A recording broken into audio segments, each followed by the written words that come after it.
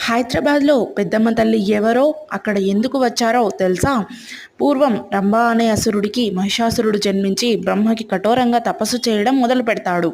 దాంతో బ్రహ్మదేవుడు మహిషాసురుడికి ఏం వరం కావాలో కోరుకో అంటాడు. అప్పుడు మహిషాసురుడు నాకు చావేలేని వరం కావాలి అని అడుగుతాడు.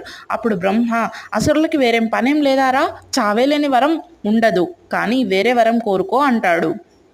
అప్పుడు మహిషాసురుడు ఒక స్త్రీ చేతిలో తప్ప నాకెవ్వరి చేతిలో మరణం ఉండకూడదు అనే వరాన్ని పొందుతాడు. అప్పుడు మహిషాసురుడు ఆ వరాన్ని అండగా చూసుకొని దేవతల మీదకి యుద్ధానికి వెళ్ళి ఇంద్రుని కూడా ఓడించేస్తాడు. బ్రహ్మ విష్ణు మహేశ్వర్ల పార్వతీదేవిని సహాయం చేయమని కోరడంతో పార్వతీదేవి కాత్యాయని దుర్గ రూపంలో ఘోరంగా యుద్ధం చేసి మహిషాసురుని సంహరిస్తుంది. ఆ యుద్ధం తర్వాత దుర్గామాత నీళ్లు తాగి విశ్రాంతి తీసుకున్న ప్రదేశమే ఇప్పుడు జూబ్లీ హిల్స్లోని పెద్దమ్మ తల్లి.